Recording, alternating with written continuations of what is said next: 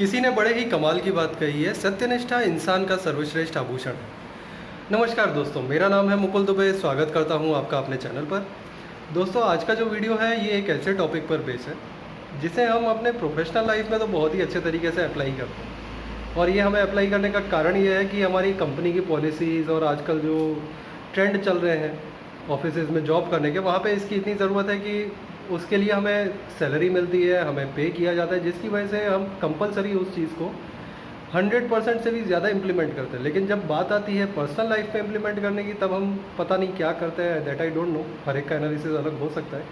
तो ये क्या टॉपिक है और मैं किस चीज़ के लिए ये बताने की कोशिश कर रहा हूँ कि प्रोफेशनल लाइफ में है और पर्सनल में नहीं है, ये जानने के लिए वीडियो को एंड तक देखिएगा। और बिना टाइम बिगाड़े दोस्तों, चलिए वीडियो की शुरुआत करते हैं। दोस्तों, एक गाँव में दो बहनें रहती थी, राधा और प्रिया। राधा बड़ी बहन थी और प्रिया छोटी बहन। इन दोनों के माँ बाप ये दोनों छोटे थे तो गुजर जाते हैं और ये दोनों अपने चाचा चाची के साथ ही रहते हैं। कुछ सालों के बाद जब दोनों पढ़ाई लिखाई करके बड़ी हो जाती है तो दोनों के चाचा चाची सोचते हैं कि अब बड़ी हो गई हैं दोनों, राधा और प्रिया, तो इन दोनों की शादी कर देते हैं। तो वो लड़के ढूंढते हैं तो उन्हें लड़के मिल नहीं रहे होते हैं, और तो उन्हें नज़दीक के गांव से एक रिश्ता आता है। उस घर में दो लड़के होते हैं और घर में खाली माँ होती हैं। तो माता जी आती हैं रिश्ता लेके। उन्हें पता चलता है कि इस गांव में दो लड़कियां हैं और उन्हें भी अपने दोनों लड़कों की शादी एक साथ करनी है। तो रिश्ता लेके आती हैं, रिश्ता तय हो जाता है और शादी हो जाती है। तो माता जी जब शादी करने के बाद बहुओं को घर लाती हैं तो रीति रिवाज के अनुसार माता जी ब्राह्मणों को घर पे खाना खाने के लिए बुलाती हैं। लेकिन उसमें शर्त यह है कि दोनों बहुओं को खाना बनाना पड़ेगा। कोई बात नहीं, माता जी एक दिन पहले बहुओं को बता देती हैं कि कल दोपहर को ब्राह्मण जी आएंगे हमारे यहाँ पे खाना खाने के लिए, तो आप दोनों को भी खाना बनाना है। कोई बात नहीं, बड़ी बहन जो होती है राधा, वो अगली सुबह जल्दी उठ जाती है, वो रसोई में जाके काम करना चालू कर देती है। थोड़े समय के बाद प्रिया आती है और वो आके बोलती है, राधा को देखती है कि राधा तो किचन में काम कर रही है। कोई बात नहीं, तो प्रिया राधा को बोलती है कि राधा, तुमको तो पता ही है कि मैं तो वैसे भी काम करती नहीं और मुझे ये सब काम करना पसंद भी नहीं है। तो जब तुमने अब काम करना अगर चालू कर ही दिया है तो तुम पूरा ख़त्म ही कर दो। मैं जाती हूँ अपने कमरे में। राधा को पता है कि प्रिया काम नहीं करती, वो पहले से जानती है इस बात को, तो वो ज़्यादा केयर नहीं करती। उसको पता है कि प्रिया ऐसी ही है, घर पे भी वो काम नहीं करती थी। ठीक है, कोई बात नहीं। तब तक सासू माँ आती है। सासू माँ पूछती है, अरे राधा, तुम अकेले क्यों लगे हुए हो, प्रिया नहीं है तुम्हारे साथ? तो राधा उसके बचाव में बोलती है कि नहीं नहीं नहीं माँ जी, ऐसा नहीं है, प्रिया अभी जस्ट गई है कमरे में अपने, वो अभी तक मेरे साथ ही थी। तो सासू माँ जाके देखती हैं कि प्रिया तो अपने रूम में सजने संवरने की तैयारी कर रही होती है। कोई बात नहीं, राधा किचन में सारा खाना बना के रख लेती है, तैयार कर लेती है। तो दोपहर का समय हो जाता है और ब्राह्मण जी आ जाते हैं घर पे खाना खाने के लिए। प्रिया उन दोनों ब्राह्मणों को खाना परोसने लगती है। ये देखकर ब्राह्मण बहुत खुश होते हैं कि घर की बहू अब बड़े अच्छे से खाना खिला रही है। तो सासू माँ बोलती हैं कि ब्राह्मण देवता, आप लोगों के लिए जो खाना बनाया है मेरी दोनों बहुओं ने मिल के बनाया। तो खाना ख़त्म होने के बाद ब्राह्मण देवता जब उठते हैं तो वो बोलते हैं कि आपकी दोनों बहुएं सही में बहुत अच्छी हैं, उन्होंने बहुत अच्छा खाना बनाया, हम उनसे मिलना चाहते हैं।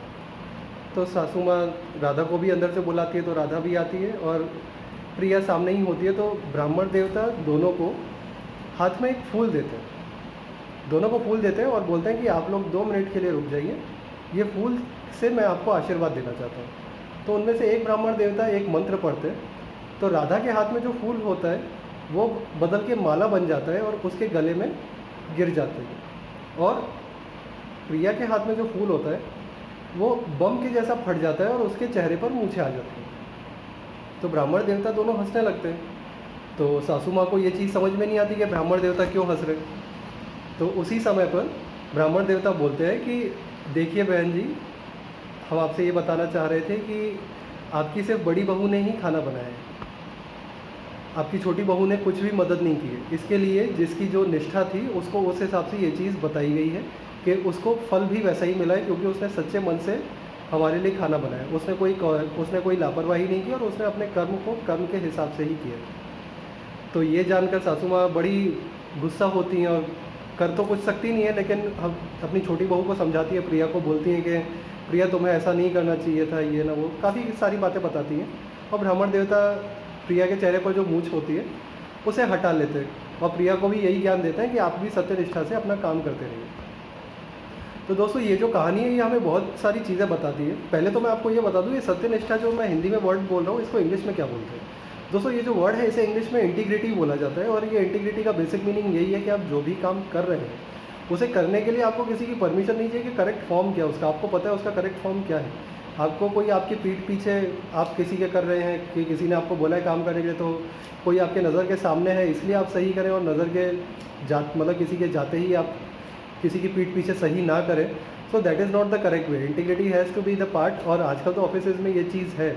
इसीलिए स्टार्टिंग में मैंने एक लाइन बोली थी कि प्रोफेशनल वे में तो हम इसे बड़ा फॉलो करते हैं, लेकिन पर्सनल लाइफ में पता नहीं ये कहाँ खो चुकी है। तो दोस्तों ये थी आज की कहानी। अगर इस कहानी को सुनने के बाद आपको ये चीज़ इम्प्लीमेंट करने का मन है तो मैं आपको एक बेसिक फ्लो चार्ट बताता हूँ कि जिससे आप कर सकते हो। ये बड़ा सिंपल है, 4 से 5 स्टेप का, ये ज़्यादा नहीं है। सबसे पहले तो कहानी सुनने के बाद आपको सोचना है दोस्तों कि ये कहानी आपको क्या बताना चाह रही है। अगर आप ये सोचेंगे तो आपको पता चल जाएगा आपके इंसिडेंसेस या आपके लाइफ में आप जो भी काम करते हो उसके अकॉर्डिंग। सेकेंड स्टेप है दोस्तों, आपको समझना है, आपको एनालिसिस करना है कि ये चीज़ है क्या एग्जैक्टली, ये भला क्या है और इसे मुझे कैसे इंप्लीमेंट करना है। जिस तरीके से आप प्रोफेशनल लाइफ में छोटे छोटे कामों में भी इंप्लीमेंट करते हैं, आप इसे पर्सनल लाइफ में भी इंप्लीमेंट कर सकते हैं। खाली फ़र्क ये है कि आपको सोचना अच्छे से, तब जाके आप इसको एनालिसिस कर पाएंगे। तो दोस्तों सेकंड स्टेप हो गया हमारा समझना है, एनालिसिस करना है। थर्ड स्टेप है आपको अपनाना है, आपको इसको मेंटली और फिजिकली अपने को तैयार करना है कि हाँ भाई मैं अब इसको इंप्लीमेंट करने के लिए रेडी हूँ। मेंटली मतलब आपके दिमाग में ये चीज़ घुस चुकी है, अब integrity has to be part of my personal life also, so I have to look after this on my daily life. तो ये आपका हमेशा से एक पार्ट बना रहेगा। और फिजिकली इसलिए क्योंकि अब इसके बाद जो स्टेज है, जो 4th लेवल है, उसमें आपको वो चीज़ करनी पड़ेगी। तो दोस्तों 4th जो स्टेज है वो है इम्प्लीमेंटेशन, कि आपको इम्प्लीमेंट करना है, आपको अब इसको लागू करना है। आपने पहले अपना लिया चीज़ को, अब आपको इसको लागू करना है। तो इम्प्लीमेंट करने के लिए आपको एक्शन करना पड़ेगा। तो that's why I told you कि आपको फिजिकली और मेंटली दोनों रेडी रहना है। और जब आप चौथा स्टेज जब पार कर लेंगे, इम्प्लीमेंट करना स्टार्ट कर देंगे, तो 5वां स्टेज आता है रिव्यू या असेस। आप खुद को असेस कर सकते हैं कि आप जो चीज़ कर रहे हैं वो सही है कि नहीं, या फिर प्रोफेशनल लाइफ में आप जिस तरीके से करते हैं उसका थोड़ा बहुत पर्सनल लाइफ में ऐसे कौन से टास्क हैं या हमारे एक्टिविटी है डेली जिसमें हम उसको यूटिलाइज़ कर सकते हैं। तो दोस्तों ये थी आज की कहानी, और इस कहानी से आपको जो सीख मिली है मैंने उसके बारे में आपको बता दिया। आप इस फ्लो चार्ट के अकॉर्डिंग इसको कर सकते हैं। अगर आप इस चैनल पे रह के और भी अच्छी स्टोरी और अच्छे टॉपिक पे वीडियोस देखना चाहते हैं तो मुझे कमेंट सेक्शन में ज़रूर बताइएगा।